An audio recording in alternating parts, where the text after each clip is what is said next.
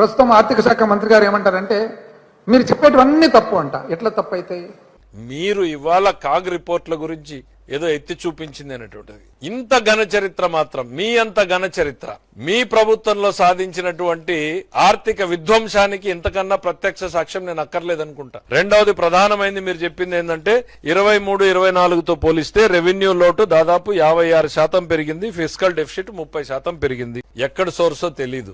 అయ్యా పేపర్ ఏందో ఇటు పంపించండి, మీరు సిఏజీ అంటున్నారు, పంపించండి అంటే పంపించలేకపోయారు. పంపించిన తర్వాత చివరకు 15 నిమిషాల ఆర్గ్యుమెంట్స్ తర్వాత ఆ పేపర్ పంపించారు. దాంట్లో నిజాలు ఏం జరిగాయి చూశారు, బొక్కబోర్లో పడ్డారు. ఎక్కడ చెప్పండి తప్పు? ఊరికే తప్పు అని కాదు, తప్పు ఎక్కడ అంటే మేము సిఏజీ డాక్యుమెంట్, మీరు చెప్పిన ఫిగర్ ఈ డాక్యుమెంట్ లో లేదని చెప్పండి.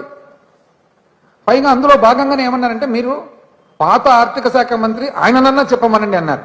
సరే, నాకు అవకాశం ఇచ్చినారు కదా, అందుకని నేను వచ్చాను అనమాట చెప్పేదానికని చెప్పి. అసలు మీరు స్థూల ఉత్పత్తిలో 3.5% ఎట్లా అంటారు? మీరు ఇచ్చినదే కదా ఇది స్థూల ఉత్పత్తి స్టేట్మెంట్లు మీరు ఇచ్చిన ప్రకారము ఆ సంవత్సరానికి 15,93,063 కోట్లు.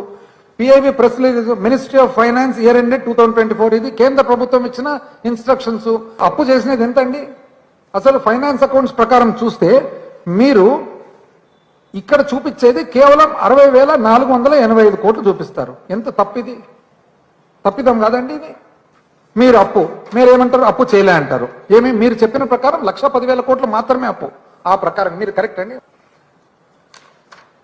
గ్యారంటీలు ఇచ్చిన అప్పు 89,026 కోట్లు చిల్లర తీసేస్తూ, రాజధాని కోసం అమరావతి కోసం 47,837 కోట్లు, ఏపీ బివరేజెస్ కార్పొరేషన్ మత్తు పానీయాల సంస్థ 11,850 కోట్లు బాండ్స్.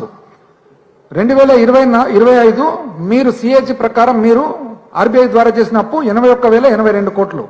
మీరు ఈ సంవత్సరం ఫస్ట్ 10 నెలలకు చేసిన అప్పు 87,674 కోట్లు. మీరు ఆర్బీఐకి ఫిబ్రవరి 2026 మార్చుకు మళ్ళా 9,900 కోట్లు, మొత్తం తోలితే 3,27,370 కోట్లు కాదా? ఈ లెక్కలు మీరు ఊరికే మీరు తప్పు మీకు తెలియదని కాదు. దీంట్లో మేము చెప్పిన దాంట్లో తప్పు ఎక్కడుందో మీరు చెప్పండి. ఏదన్నా ఇచ్చిపెట్టినారా దీంట్లో? Mendel development corporation, Markfed, civil supply ఏదన్నా చూడు, మీరిచ్చినదే. మీరిచ్చిన దాని ప్రకారమే 3,27,370 కోట్లు కాదా?